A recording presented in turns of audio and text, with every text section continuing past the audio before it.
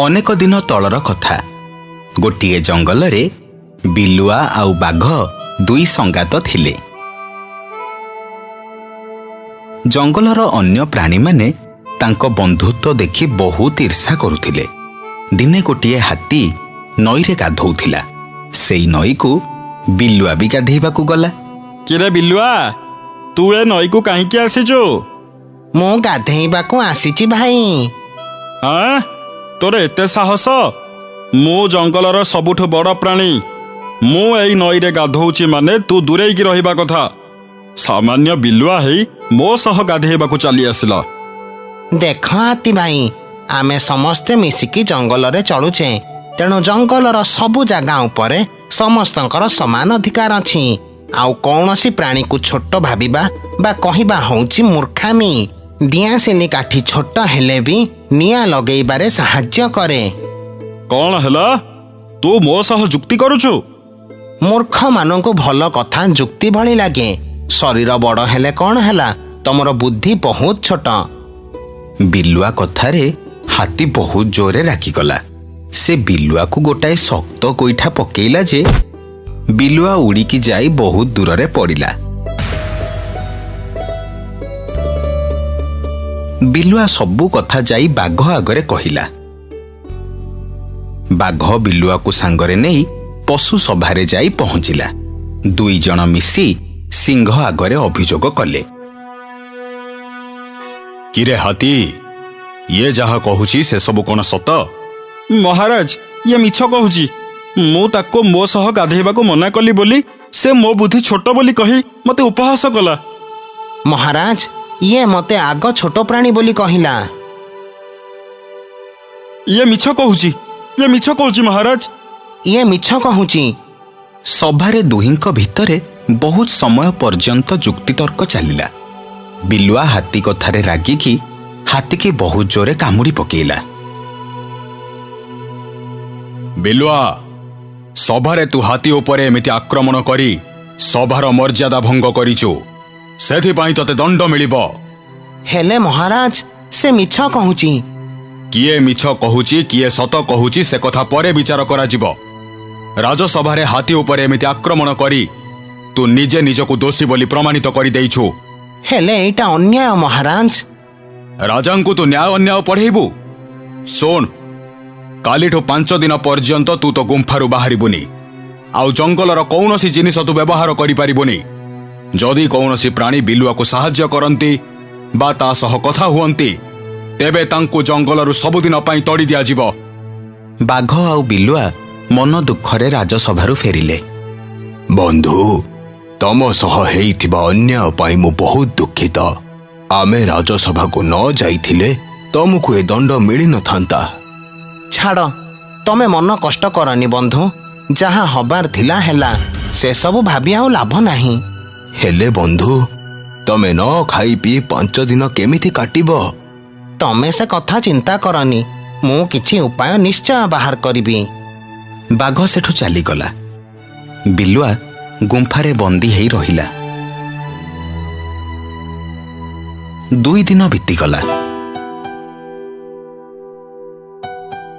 ହଠାତ୍ ଦିନେ ରାତିରେ ପଶୁମାନଙ୍କ ଗୁମ୍ଫାରୁ ଖାଦ୍ୟ ଚୋରି ହେଲା।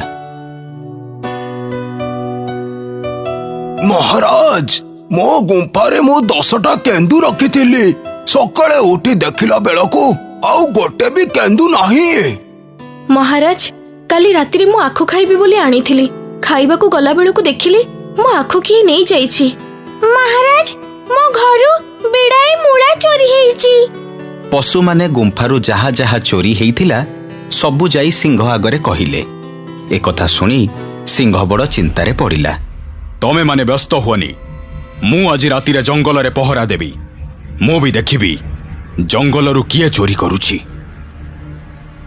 ସିଂହ ପହରା ଦବା କଥା ଶୁଣି ପଶୁମାନେ ନିଶ୍ଚିନ୍ତରେ ରାତିରେ ଶୋଇଲେ।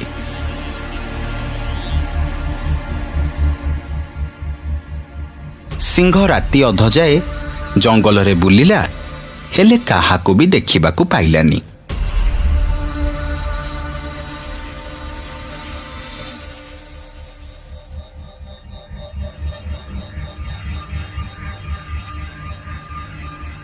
ଚୋର ବୋଧେ ମତେ ଦେଖି ଡରିଗଲା। ମତେ ବି ଭାରି ନିଦ ଲାଗିଲାଣି, ଯାଉଛି ବିଶ୍ରାମ କରିବି। ସିଂହ ଯେତେବେଳେ ଯାଇ ତା ଗୁମ୍ଫାରେ ପହଞ୍ଚିଲା, ସେ ଦେଖିଲା ତା ଗୁମ୍ଫାରୁ ମାଂସ ଚୋରି ହେଇଛି। ଏକଥା ଦେଖି ସିଂହ ବହୁତ ଜୋରେ ରାଗିଗଲା। ପରଦିନ ସଭାରେ ସେ ପଶୁମାନଙ୍କୁ ଡାକି ସବୁ କଥା କହିଲା। ମହାରାଜ, ମତେ ଯାହା ଲାଗୁଛି ବିଲୁଆ ଦିନରେ ଖାଇବାକୁ ପାଉନି ବୋଲି ଲୁଚିକି ସମସ୍ତଙ୍କ ଗୁମ୍ଫାରୁ ରାତିରେ ଚୋରି କରୁଛି। ହଁ ମହାରାଜ, ମତେ ବି ସେଇଆ ଲାଗୁଛି। ମୋର ବି କାହିଁ ସେ ବିଲୁଆ ଉପରେ ସନ୍ଦେହ ହଉଛି। ବିଲୁଆକୁ ଡାକ, ଆଜି ମୁଁ ତା ଖବର ବୁଝିବି। ବିଲୁଆ ରାଜସଭାକୁ ଆସିଲା। ନ ଖାଇ ନ ପିଇ ସେ ବହୁତ ଦୁର୍ବଳ ହେଇଯାଇଥିଲା। ବଦମାସ, ତୋର ଏତେ ସାହସ! ତୁ ଶେଷରେ ଜଙ୍ଗଲରୁ ଚୋରି କରି ଖାଇଲୁ। ମହାରାଜ, ମୁଁ ଜଙ୍ଗଲରୁ କିଛି ବି ଚୋରି କରିନି। ମୁଁ ତ ଆପଣଙ୍କ ଆଦେଶ ପାଳନ କରି 5 ଦିନ ହେଲା ପାଣି ମୁନ୍ଦାଏ ବି ପିଇନି। ଦେଖୁଛନ୍ତି ତ ମହାରାଜ, ଚୋରି କରି ଧରା ପଡ଼ିଲାଣି ତଥାପି ମିଛ କହୁଛି। ଛି ଛି ଛି ଛି ଛି ଛି ଛି। କେତେ ଆଉ ତୁ ତଳକୁ ଖସିବୁ? ଏବେ ନିଜ ଭୁଲଟା ମାନୁନୁ। ମୁଁ ଏଯାଏ ଦୋଷୀ ସାବ୍ୟସ୍ତ ହେଇନି ହାତୀ ଭାଇ। ଆଉ ମତେ ଦୋଷ ଦବା ଆଗରୁ ପ୍ରଥମେ ଯାଇ ମୋ ବିରୁଦ୍ଧରେ ପ୍ରମାଣ ଆଣ। ବିଲୁଆ ଠିକ କହୁଛି। ବିନା ପ୍ରମାଣରେ ଆମେ ତାକୁ ଏମିତି ଦୋଷ ଦେବାଟା ଠିକ ନୁହଁ। ମହାରାଜ, ମୋ ପାଖରେ ଗୋଟେ ଉପାୟ ଅଛି। ମୁଁ ଆପଣଙ୍କୁ ଚୋରକୁ ଧରିବାରେ ସାହାଯ୍ୟ କରିବି। କି ଉପାୟ? ବିଲୁଆ ସିଂହ କାନରେ ଉପାୟଟା କହିଲା। ସିଂହ ଉପାୟ ଶୁଣି ସବୁ ପଶୁମାନଙ୍କୁ ଗୁମ୍ଫାକୁ ଫେରିଯିବାକୁ କହିଲା। 2 ଦିନ ବିତିଗଲା। ଜଙ୍ଗଲରେ କିନ୍ତୁ ଚୋରି ବନ୍ଦ ହେଲା ନାହିଁ। ଦିନେ ବିଲୁଆ ଜଙ୍ଗଲରେ ସବୁ ପ୍ରାଣୀମାନଙ୍କ ଆଗରେ ଯାଇ କହିଲା, ଆଜି ମହାରାଜ 5ଟି ମଇଁଷି ମାରି ଗୁମ୍ଫାକୁ ଆଣିଛନ୍ତି।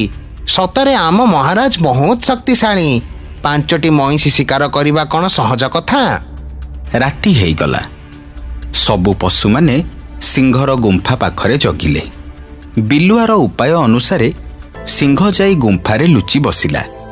ସେତିକିବେଳେ ହାତୀ ଆଉ ଭାଲୁ ସିଂହ ଗୁମ୍ଫାକୁ ଚୋରି କରିବାକୁ ପଶିଲେ। ହାତୀ ଆଉ ଭାଲୁଙ୍କୁ ଦେଖି ବିଲୁଆ ସାଙ୍ଗେ ସାଙ୍ଗେ ଚିତ୍କାର କଲା। ସିଂହ ହାତୀ ଆଉ ଭାଲୁଙ୍କ ଉପରେ ଆକ୍ରମଣ କଲା ଆଉ 2 ଜଣଙ୍କୁ ଆହତ କରିଦେଲା। ମତେ କ୍ଷମା କରିଦେ ବିଲୁଆ। ମୁଁ ବିନା ଦୋଷରେ ତତେ ବହୁତ କଟୁ କଥା କହିଛି। ତତେ ମୁଁ ଦଣ୍ଡ ଦେଇଛି। ଶୁଣ, ମୁଁ ଆଜି ଘୋଷଣା କରୁଛି, ଆଜିଠୁ ବିଲୁଆ ଜଙ୍ଗଲର ମନ୍ତ୍ରୀ ପଦବୀରେ ନିଯୁକ୍ତ ହେଲା। ଏଥିରୁ ଆମେ କ'ଣ ଶିଖିଲେ? ଅନ୍ୟର ଅମଙ୍ଗଳ ଚିନ୍ତା କଲେ ଆଉ ମନରେ ଅହଙ୍କାର ରଖିଲେ ଆମେ ନିଜେ ନିଜର କ୍ଷତି କରିବା।